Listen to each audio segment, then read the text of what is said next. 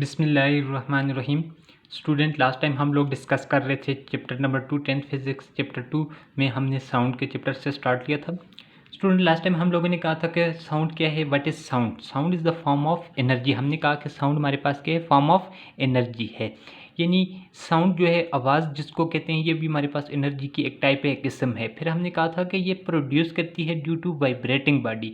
कोई भी बॉडी जब वाइब्रेट करती है तो उसकी वाइब्रेशन की वजह से एक डिस्टर्बेंस प्रोड्यूस होता है। उस डिस्टर्बेंस को हम क्या नाम देते हैं, साउंड का नाम देते हैं। जैसे हमने कहा था गिटार स्ट्रिंग में जो म्यूजिकल इंस्ट्रूमेंट है, जिसमें हमारे पास क्या है, आवाज़ें सुनाई देती हैं, वो हमारे पास क्या है, एक वाइब्रेटिंग बॉडी है। उसकी उस स्ट्रिंग को हम स्ट्रेच करते हैं तो वहाँ पे आवाज़ साउंड प्रोड्यूस होती हैं। इसी तरह से ह्यूमन वोकल कॉर्ड था, जो हमारे गले में, हमने कहा था साउंड बॉक्स में वोकल कॉर्ड होते हैं, उनकी वाइब्रेशन की वजह से साउंड हमारी प्रोड्यूस होती है। और लैब में हमारे पास ट्यूनिंग फोर्क है, और ट्यूनिंग फोर्क के वाइब्रेट करने की वजह से हमने कहा था कि साउंड वेव्स क्या होती हैं, प्रोड्यूस होती हैं। तो स्टूडेंट, आज हम इस बात को आगे मजीद बढ़ाते हैं इंट्रोडक्शन के बाद कि sound waves, how sound waves are produce and transmit, यानी साउंड वेव्स कैसे प्रोड्यूस होती हैं और ये कैसे ट्रेवल करती हैं। तो आज का हमारा जो टॉपिक है वो इसी मौजू पे है, production and transmission of sound.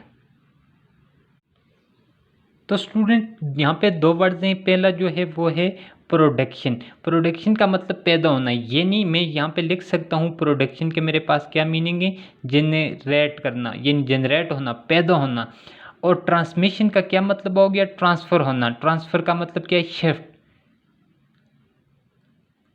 Transfer या शिफ्ट भी कह सकते हैं। एक पॉइंट से किसी भी ऑब्जेक्ट का दूसरे पॉइंट की तरफ जाना, शिफ्ट होना, ट्रांसफ़र होना, क्या कहलाता है, ट्रांसमिशन। तो आज के हम इस पार्ट में ये देखेंगे, इस टॉपिक में, कि ये जो साउंड वेव्स हैं ये कैसे पैदा होती हैं और वो कौन कौन सी नेसेसरी कंडीशन हैं टू प्रोड्यूस साउंड। और उसके बाद हम ये देखेंगे कि ये साउंड ट्रांसमिट कैसे होती है, इसके मैकेनिज्म क्या है, यानी production and transmission of sound. तो production and transmission of sound में हम सबसे पहले क्या देखेंगे, प्रोडक्शन को देखेंगे। तो तो स्टूडेंट, हमारे पास प्रोडक्शन में सबसे पहले हम साउंड की प्रोडक्शन को देखते हैं कि साउंड हमारे पास कैसे पैदा होती है और इसके लिए ज़रूरी क्या है। तो student, necessary thing to produce sounds are, पहली बात कि नेसेसरी ज़रूरी जो चीज़ें हैं जिन जो साउंड को प्रोड्यूस करवाने के लिए, तो वो हमारे पास क्या है। पहली बात कि there must be a source of sound, कि क्या किसका होना ज़रूरी है, सोर्स का जो होना ज़रूरी है। अगर कोई चीज़ है वो होगी तो उससे कब हमारे पास साउंड पैदा होगी। फॉर एग्जांपल, जैसे हमने कहा कि हम बोलते हैं तो हमारे पास, हमारे गले में वोकल कार्ड है, वो वाइब्रेट करते हैं। अगर वोकल कार्ड ही नहीं है तो हमारे पास साउंड ही है, बोल ही नहीं सकते, साउंड ही प्रोड्यूस नहीं होगी। इसी तरह से गिटार नहीं है तो गिटार सोर्स है, गिटार नहीं है तो हमारे पास साउंड ही, गिटार से जो म्यूजिकल इंस्ट्रूमेंट हम सुनते हैं वो हमारे पास पैदा ही नहीं होंगी। किसका, गिटार क्या है, सोर्स है। इसी तरह से स्टूडेंट, आपने देखा होगा कि आप ये मुख्तलिफ़ किस्म की आवाज़ें सुनते हैं। बजिंग साउंड, यानी बजिंग साउंड का मतलब बुनबुनाहट सुनते हैं, किसकी, बी की, शहद की मक्खी की, एंड मस्कीटोज़, मच्छरों की, यानी मच्छर, और ये मच्छर वगैरह और ये शहद की मक्खियों की बुनबुनाहट, बूं बूं की आवाज़ आप सुनते हैं। अब अगर ये जो हम देखें तो ये शहद की मक्खी या ये जो मच्छर से मस्कीटोज़ हैं, ये हमारे पास क्या हैं, सोर्स हैं। ये होंगे तो तब हमारे पास ये आवाज़ बजिंग साउंड प्रोड्यूस होंगी। अगर ये नहीं है तो ये हमारे पास गिटार होगा, तो हमारे पास गिटार क्या है, सोर्स है। पहली बात कि हमारे पास किसका होना ज़रूरी है, सोर्स का होना ज़रूरी है। लेकिन सोर्स के साथ यहाँ पे कंडीशन लिखता है, सोर्स कैसा होना चाहिए, वाइब्रेटिंग बॉडी होनी चाहिए, यानी सोर्स वाइब्रेट कर रहा हो। अब देखें बजिंग साउंड कैसे प्रोड्यूस होती है, बस जिसमें बी, शहद की मक्खी और मस्कीटोज़ वगैरह हमारे पास क्या हैं, सोर्स हैं। लेकिन साउंड कैसे प्रोड्यूस होती है, sound produce due to rapid vibration of wings. वो अपने विंग्स को, परों को जो है वो जल्दी के साथ अप एंड डाउन मोशन देते हैं, यानी वो वाइब्रेट करवाते हैं। उनके विंग्स की वाइब्रेशन की वजह से हमारे पास क्या प्रोड्यूस होती हैं, बजिंग साउंड प्रोड्यूस होती हैं। तो बजाते खुद शहद की मक्खी और मस्कीटोज़ वगैरह हमारे पास क्या हैंगे, ये सोर्स हैं। और ये कैसे सोर्स हैं, वाइब्रेटिंग। तो अब ये वाइब्रेट अगर नहीं करें तो क्या, तो हमारे पास साउंड ही प्रोड्यूस नहीं होंगे। तो हमारे पास इस तरह से पहली कंडीशन जो है वो किसका होना ज़रूरी है, वाइब्रेटिंग बॉडी का होना ज़रूरी है। दूसरी बात यह है कि there must be a material medium such a solid, liquid and gases, यानी दूसरी बात यह है कि सोर्स तो वाइब्रेट तो बॉडी कर रही है, अगर वाइब्रेशन के बाद बॉडी वाइब्रेटिंग बॉडी के इर्द गिर्द कोई मटेरियल मीडियम ही नहीं है, कोई सॉलिड नहीं है, कोई लिक्विड नहीं है, कोई गैसेस नहीं है, तो साउंड ही हम तक नहीं पहुंचेगी। तो साउंड के पैदा होने के बाद किसकी ज़रूरत होती है हमें कि मटेरियल मीडियम। तो मटेरियल मीडियम होगा जिसमें साउंड वेव्स हमारे पास ट्रेवल करेगी। हमने कहा था कि साउंड वेव्स हमारे पास लैंगिट्यूडनल वेव्स है, जिसको किसकी ज़रूरत होती है, मीडियम की ज़रूरत होती है। अगर मीडियम नहीं है तो साउंड ही वेव ट्रेवल नहीं करेगी। पहली बात कि सोर्स का होना ज़रूरी है, लेकिन सोर्स कैसा, वाइब्रेटिंग सोर्स। दूसरी बात ये कि मटेरियल मीडियम का होना ज़रूरी है। मटेरियल मीडियम में सॉलिड भी हो सकता है, लिक्विड भी और गैसेस भी हो सकती हैं। तो हमारे पास ये जो वेव्स हैं साउंड वेव्स, ये गैसेस में भी ट्रेवल कर सकती हैं, सॉलिड में भी कर सकती हैं, लिक्विड में भी ट्रेवल कर सकती हैं। तो एयर हमारे पास क्या है, मीडियम है।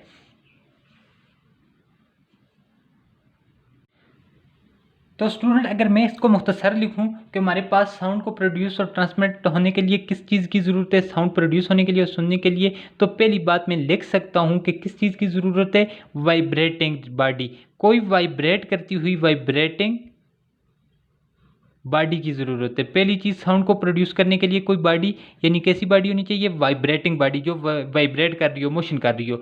दूसरी किस चीज़ की रिक्वायरमेंट होती है, दूसरी हमें मीडियम की ज़रूरत होती है, यानी रिक्वायर्ड मीडियम, ऐसी चीज़ जिसमें से साउंड वेव ट्रेवल करे, वो मीडियम है। जैसे एयर में ट्रेवल कर रही है तो एयर हमारे पास क्या है, मीडियम आ जाता है। उसके बाद थर्ड पॉइंट क्या आ जाता है हमारे पास, अगर मैं लिखूं, अगर साउंड पैदा भी हो गई है, बॉडी भी वाइब्रेट कर रही है, मीडियम भी है, आगे कोई उस साउंड को सुनने वाला नहीं है, उसको रिसीव करने वाला भी नहीं है, तो साउंड वेव्स का कोई प्रोडक्शन का कोई बेनिफिट हमारे पास नहीं है। तो सबसे थर्ड क्या चीज़ होना ज़रूरी है, receiver. Receiver, for example sound wave body vibrate कर रही है, सोर्स है, वाइब्रेटिंग बॉडी है, उससे साउंड प्रोड्यूस हुई, एयर में क्या है, मीडियम में, एयर में से पासिस करके आई और हमारे क्या है, कान तक पहुंची, तो कान हमारा क्या है, रिसीवर है। एयर जो है लाइक रिसीवर, यानी लाइक एयर। तो ये हमारे पास वाइब्रेटिंग बॉडी का होना, मीडियम का होना और रिसीवर का होना साउंड के प्रोडक्शन और सुनने के लिए इंपॉर्टेंट है। कोई बॉडी वाइब्रेट करेगी तो तब उससे साउंड पैदा होंगी। और उसके बाद किसकी ज़रूरत है, मीडियम की। जैसे फॉर एग्जांपल अगर मैं किसी चीज़ के साथ, मेरे पास एक ड्रम वगैरह है लोहे का, या उस पर मैं क्या थोड़े के साथ या किसी भी चीज़ के साथ हिट करता हूँ, उसको हिट करने के बाद वो बॉडी क्या करनी शुरू कर देती है, वाइब्रेट, थरथराहट उसके अंदर वाइब्रेशन प्रोड्यूस हो जाती है। वो वाइब्रेशन जो है वो हम सुन सकते हैं। कैसे सुनते हैं कि वो बॉडी जो है वाइब्रेशन के दौरान डिस्टर्बेंस जो प्रोड्यूस होती है वो अपने साथ वाले एयर पार्टिकल को ट्रांसफ़र करती है, और एयर जो क्या है, मीडियम है। इस एयर में से वो जो एनर्जी है, जो वेव्स हैं, वो ट्रांसफ़र होकर आएंगी। तो वो जो वाइब्रेटिंग बॉडी की है वो क्या हमारे पास क्या कहलाएगा, सोर्स कहलाएगा। एयर में से पास करके आई तो एयर जो है वो क्या कहलाएगा, मीडियम है। मीडियम से ट्रेवल करके हमारे एयर तक पहुंचती हैं, तो एयर हमारे पास क्या है, रिसीवर है। तो इस तरह से हम आवाज़ को सुन सकते हैं। तो नेक्स्ट स्टूडेंट हम देखते हैं कि इसकी ट्रांसमिशन का क्या मतलब है, ट्रांसफ़र कैसे होती हैं। तो स्टूडेंट नेक्स्ट में हमने कहा कि हमारे पास ट्रांसमिशन ऑफ साउंड में पहली बात तो ये है कि साउंड इज़ ए लैग्नीट्यूडनल वेव्स, यानी हमने कहा था कि साउंड वेव्स जो हैं यानी मैकेनिकल वेव्स, और हमारे पास दो तरह की वेव्स हैं, इलेक्ट्रोमैग्नेटिक वेव्स और मैकेनिकल वेव्स। फिर मैकेनिकल वेव्स में हमने कहा था कि हमारे पास मैकेनिकल वो वेव्स होती हैं जिनको मीडियम रिक्वायर्ड होता है, और साउंड वेव्स में हमने कहा था कि मैकेनिकल वेव्स हैं।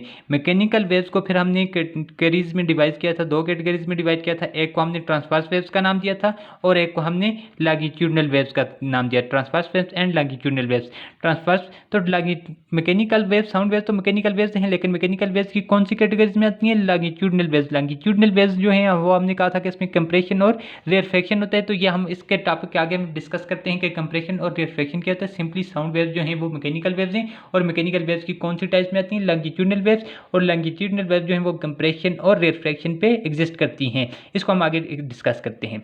फिर कहते हैं कि when body vibrate it emit in sound, जब कोई भी बॉडी वाइब्रेट करती है तो उसकी वाइब्रेशन की वजह से साउंड प्रोड्यूस होती है, और this sound reach us through medium. तो ये आवाज़ जो है, ये साउंड जो है, ये जो डिस्टर्बेंस प्रोड्यूस होती है जिसको हम साउंड का नाम देते हैं, ये हम तक कैसे के थ्रू पहुंचती है, मीडियम के थ्रू पहुंचती है।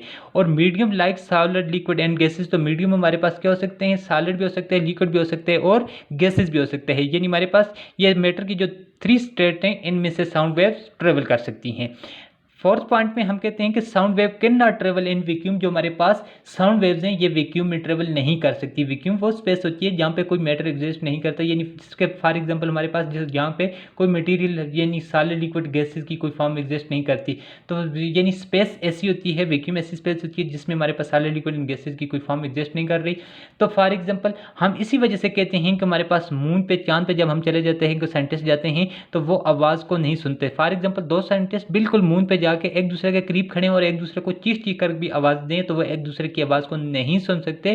क्यों? कि वहाँ पे हमारे पास क्या है, मीडियम कोई नहीं है, कोई हमारे पास मीडियम नहीं है। अगर मीडियम होता तो वहाँ पे आवाज़ को वो सुन सकते।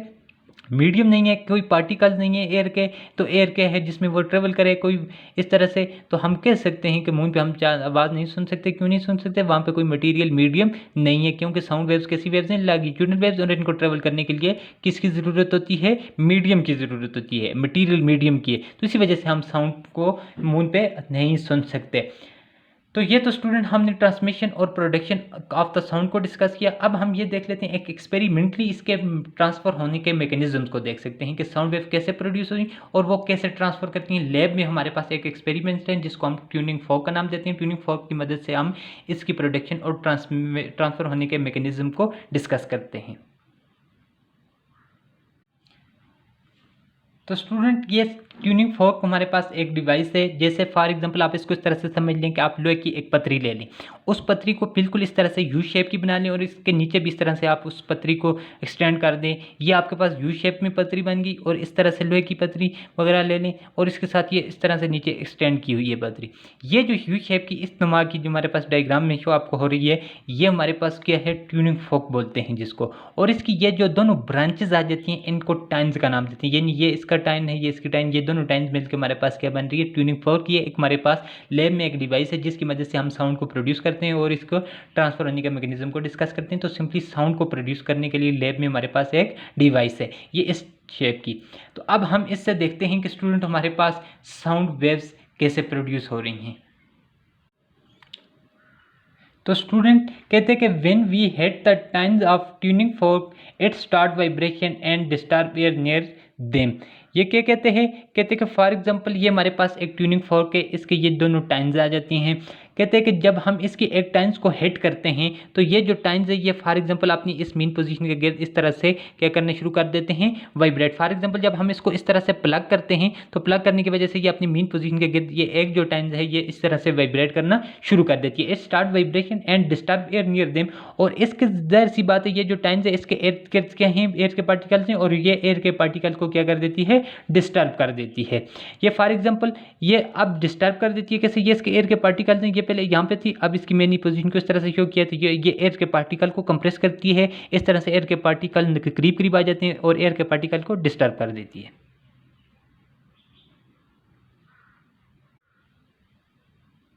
तो स्टूडेंट नेक्स्ट कहते हैं कि when times swing to right particle of air close together then normal and compression produce. कहते हैं कि जब ये हमारे पास टाइम्स हमने इसको प्लग किया तो ये राइट साइड की तरफ ऐसे राइट साइड की तरफ क्या कर रही है, ये ऐसे वाइब्रेट कर रहे हैं ना, ये ऐसे, तो ये राइट साइड की कहते हैं तरफ स्विंग करता है, हिलता है। जब राइट साइड की तरफ स्विंग कर रहा होता है तो क्या करता है, air close together then normal, यानी when time swing to right तो particle of air close together, particles जो हैं एयर के पार्टिकल्स हैं वो क्या हो जाते हैं, करीब करीब कर देते हैं। ये इनको कंप्रेस कर देता है, इस तरह से कंप्रेस कर देते हैं एयर के पार्टिकल को। जब ये राइट साइड पे आता है as compare to normal, normal position से ज़्यादा ये क्या हो जाते हैं, एक दूसरे से कंप्रेस हो जाते हैं, क्लोज टुगेदर हो जाते हैं।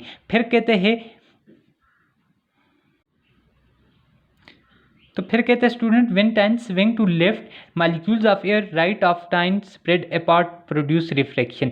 अब जब पार्टिकल कहते हैं कि जब पार्टिकल पहले बात जो की थी कि पार्टिकल जब करीब करीब आ जाते हैं तो उन पार्टिकल के करीब आने को हम क्या बोलते हैं, कंप्रेशन। कंप्रेशन का हमने डिस्कस किया था, that part of wave in which particle of the medium close together that is called compression. तो यहाँ पे राइट साइड आने पे इसने क्या प्रोड्यूस की, कंप्रेशन प्रोड्यूस की। फिर वो कहते हैं कि when time swing to left, जब ये जो टाइम्स है ये इसकी एक ब्रांचेस है ये ट्यूनिंग फॉर्क की, जब इसको ये राइट साइड पे जाती है तो लेफ्ट साइड पे सॉरी जाती है, राइट से जब लेफ्ट साइड की तरफ जाती है तो राइट साइड पे इसके करीब करीब जो molecules of your right of टाइन, मालिक्यूल्स जो हैं ये फॉर एग्जांपल ये लेफ्ट की तरफ जा रही है तो टाइन्स के राइट साइड पे, इस साइड पे जो एयर के पार्टिकल्स हैं वो क्या हो जाते हैं, स्प्रेड अपार्ट, प्रोड्यूस रिफ्लेक्शन, तो वो एक दूसरे से दूर दूर हो जाते हैं। फिर वो राइट साइड पहले उसने कंप्रेस किया हुआ था, कंप्रेस करने के बाद वो जब लेफ्ट साइड पे जा रही है तो इसकी राइट साइड पे ये जो एयर के पार्टिकल्स हैं वो क्या हो जाते हैं, स्प्रेड अपार्ट हो जाते हैं, एक दूसरे से दूर दूर हो जाते हैं, इनमें गैप आ जाता है। तो इस गैप को क्या बोलते हैं, रेयरफेक्शन बोलते हैं। जैसे पहले कंप्रेशन प्रोड्यूस हुई थी तो यहाँ पे क्या है, रेयरफेक्शन प्रोड्यूस हो जाएगी। ये हमारे पास rarefaction, dead part of the wave in which particle of the medium spread apart यानी दूर दूर होते हैं, दैट इज कॉल्ड रेयरफेक्शन। अब कहते हैं कि रेयरफेक्शन एट सेल्फ मूव, अब कंप्रेशन भी मूव कर रही है, कहते हैं रेयरफेक्शन भी मूव करती है। तो सो हम कह सकते हैं, so tuning fork continuously vibrate, so succession of compression and rarefaction form. तो इसी तरह से ये ट्यूनिंग, पहले एक कंप्रेशन प्रोड्यूस हुई, देखिए जैसे पहले ये कंप्रेशन प्रोड्यूस हुई, उसके बाद लेफ्ट साइड पे जाने से उसकी राइट साइड का मॉलिक्यूल सेपरेट पार्ट हो गया, क्या प्रोड्यूस हुई, रेयरफेक्शन। ये तो एक कंप्लीट चक्कर में, जैसे एक कंप्लीट चक्कर में एक कंप्रेशन और रेयरफेक्शन प्रोड्यूस हुई, फिर इस तरह आएगी, फिर इसके बाद इस रेयरफेक्शन के बाद यहाँ पे कंप्रेशन प्रोड्यूस होगी और फिर वो जब राइट साइड पे लेफ्ट साइड पे जाएगी रेयरफेक्शन। इस तरह से ये तो कंटिन्यूसली वाइब्रेट कर रहे, तो कंटिन्यूसली कंप्रेशन और रेयरफेक्शन प्रोड्यूस होंगे और ये आगे की तरफ मूव करेंगे, और इस तरह से इस ट्यूनिंग के से वाइब्रेशन की वजह से यहाँ पे जो साउंड प्रोड्यूस हुई थी, जो डिस्टर्बेंस, वो एयर में इस तरह से कंप्रेशन और रेयरफेक्शन की फॉर्म में ट्रेवल करके हमारे कानों पे पहुंचेगी, और हम इस तरह से अब क्या देख सकते हैं, क्या ऑब्जर्व कर सकते हैं कि साउंड वेव्स क्या हुई हैं, प्रोड्यूस हुई हैं। तो ये हमारे पास था ट्यूनिंग फॉर्क एक सिंपली स्टूडेंट एक्सपेरिमेंट। तो आपने क्या करना है, ट्यूनिंग फॉर्क एक्सपेरिमेंट की एग्जाम्पल बनानी है, यानी डायग्राम बना के उसको इस तरह से 3 मुख्तलिफ फिगर के थ्रू एक्सप्लेन करना है, सिंपल डायग्राम के थ्रू, कि हमारे पास ट्यूनिंग फॉर्क में कंप्रेशन और रेयरफेक्शन कैसे प्रोड्यूस होती है, कैसे साउंड वेव ट्रेवल करती है।